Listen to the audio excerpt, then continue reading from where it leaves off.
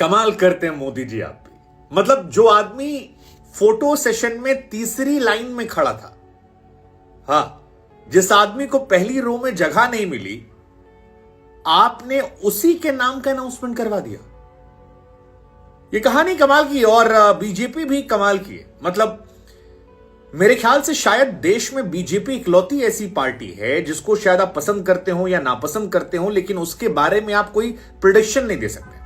आप नहीं बता सकते हैं कि छत्तीसगढ़ में चुनाव जीता तो कौन मुख्यमंत्री बनता, राजस्थान में कौन बनेगा, या अभी मध्य प्रदेश में कौन बनने वाला था। विष्णुदेव जब चुने गए तब भी हम हैरान थे, और आज जब मोहन यादव साहब का नाम आया तो यह हैरानी और ज्यादा बढ़ गई, क्योंकि विधायक दल की जब बैठक शुरू हुई तो यही मोहन यादव तीसरी पंक्ति में खड़े थे। पहली दो में बैठने की जगह थी, तीसरी में वैसे खड़े थे, और उसके बाद उनके नाम की अनाउंसमेंट हुई। मनोहर लाल खट्टर ने शिवराज जी से कहा, शिवराज जी ने अनाउंस किया। 5 मिनट में तो वो भी सकबका गया कि बाबू मेरा नाम कहां से आ गया, हम तो कहीं थे ही नहीं, हमारे बारे में तो सूत्र भी नहीं कह रहे थे कि ये हो सकते हैं। लेकिन फिर कहानी जो है वो बदल जाती है और सरकार बनाने का वो दावा पेश करते हैं। शिवराज सिंह चौहान जो पुराने मुख्यमंत्री हैं वो हाथ में हाथ मिलाए बैठे रहते हैं। इधर कैलाश विजयवर्गीय जी भी हाथ मिलाते हैं। आप कह सकते हैं कि बीजेपी काफी अनप्रिडिक्टेबल है।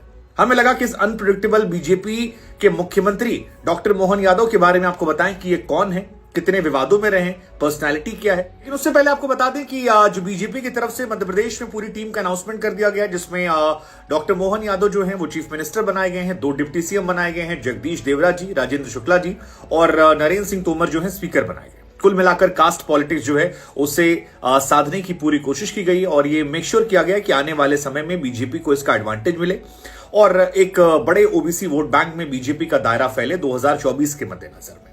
इसी वजह से कहीं पर आदिवासी सीएम, कहीं पर ओबीसी समाज से आने वाला व्यक्ति, और राजस्थान में भी बड़ा दिलचस्प होगा कि क्या वसुंधरा वो डोमिनेंस दिखा पाएंगी या फिर वहां भी कोई नया चेहरा जो है वो सामने आएगा। जिस तरह से हालात है, लग तो यही रहा है शायद कोई नया ही निकल कर आएगा।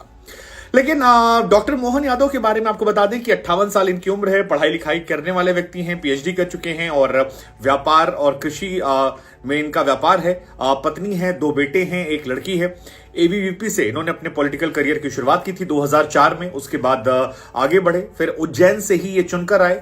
कंट्रोवर्शियल भी रहे ये, मतलब कई बार इनका विवादों में गहरा नाता रहा है। जैसे एक बार माता सीता को लेकर इन्होंने बयान दिया था जिसमें काफी ज्यादा ये वायरल हो गए थे, जब इन्होंने कहा था कि मर्यादा के चलते भगवान राम ने माता सीता को छोड़ा, वन में बच्चों को जन्म दिया उन्होंने, कष्ट झेलकर राम भगवान की मंगल कामना करती रही, और मौजूदा दौर में ये तलाक के बाद की जिंदगी जैसा। ये वाला बयान काफी कंट्रोवर्शियल रहा था। कुछ और भी विवाद इनके जीवन में रहे हैं। एक विवाद इनके साथ था जब कांग्रेस ने आरोप लगाया था कि अपने लोगों को फायदा पहुंचाया मास्टर प्लान जब बन रहा था। हालांकि ये बहुत खुश हैं, इनकी वाइफ बहुत खुश हैं और खुश होना भी चाहिए। इनकी तरफ से कहा गया कि मैं पार्टी का एक छोटा सा कार्यकर्ता हूं, मुझे हैरानी हो रही कि मेरा नाम कैसे आया। स्टेट लीडरशिप, सेंट्रल लीडरशिप को हम शुक्रिया करें। इनकी वाइफ ने भी कहा कि महाकाल का आशीर्वाद जो है वो मिल गया है, और बिल्कुल सही बात है। आई मीन किसी पॉलिटिकल पार्टी में आप इतनी आसानी से इतना राइज कर जाएं, ये पॉसिबल नहीं होता है। लेकिन बीजेपी में आई थिंक ये एक ऐसी बात है जिसको आप कोई भी डिनाई नहीं कर सकता कि बीजेपी में कोई व्यक्ति कब कहां कैसे सीएम बन जाए, आप नहीं कह सकते हैं। खासतौर पर मोदी एरा में ये एक बड़ा दिलचस्प रहा है। हालांकि जहां तक बात मोहन यादव जी की है, 2013 में पहली बार उज्जैन दक्षिण सीट से ये विधायक चुने गए थे, और 2018-2023 इसके बाद चुनाव जो है ये जीत कर आते हैं। तो ये 3rd टर्म इनका था जहां पर ये जीत कर आए थे। इससे पहले इनको मंत्रालय दिया गया था और शिवराज सरकार जो है उसमें मंत्री रह चुके, तो ठीक ठाक काम जो है वहां पर किया है। उच्च शिक्षा मंत्री इन्हें बनाया गया था क्योंकि पढ़े लिखे व्यक्ति हैं, पीएचडी कर रखे हैं।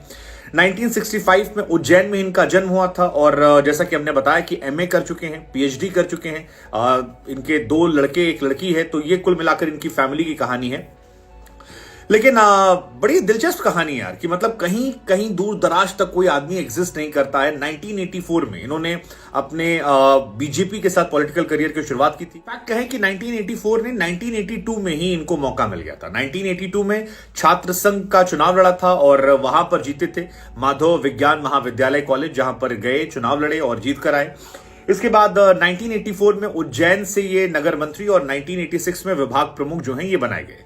फिर 1988 में एबीवीपी में इनका कद और बढ़ता है और प्रदेश के सह मंत्री राष्ट्रीय कार्यकारिणी के सदस्य नियुक्त किए जाते हैं।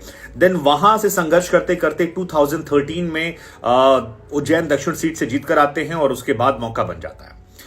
अब बड़ी बात यह कि यार शिवराज सिंह चौहान हो या बाकी लोगों, बहुत सारे नाम इनके पास थे और उन सारे नामों को दरकिनार करते हुए इनको आगे बढ़ाना ये इनके लिए और बीजेपी में तमाम कार्यकर्ताओं के लिए काफी बूस्ट करने वाला। और यही वजह है कि तमाम लोग शॉक हैं, वो शॉक हैं कि यार ये कैसे हो गया। और कई लोग कह रहे हैं कि यार मोदी जी यार मतलब कुछ अलग से करते हो आप, ये क्या लॉजिक है। हालांकि मुझे याद है इंडिया टुडे में जब हम एक कॉन्क्लेव कर रहे थे वहां पर उन्होंने कहा था मोदी जी ने कि मैं आप लोगों का काम खराब करता हूं। लेकिन यह भी संयोग है कि जब संघर्ष लगता है तब तब मध्य प्रदेश में बीजेपी का सीएम बन जाता है। मतलब 92 में सुंदरलाल साहब बन गए थे, 2004 में उमा भारती जी बन गई थी, 2016 में शिवराज जी बन गए थे। अब उज्जैन 2028 है तो वहां पर उससे पहले डॉक्टर मोहन यादव बन गए। सो बढ़िया है, कुल मिलाकर इनके लिए खुशी है। लेट्स जस्ट सी कि क्या ये काम करते हैं। लेट्स जस्ट होप कि इनका एक अच्छा वर्जन निकल कर आए और मध्य प्रदेश के लिए कुछ बेहतर काम ये करें जिससे वहां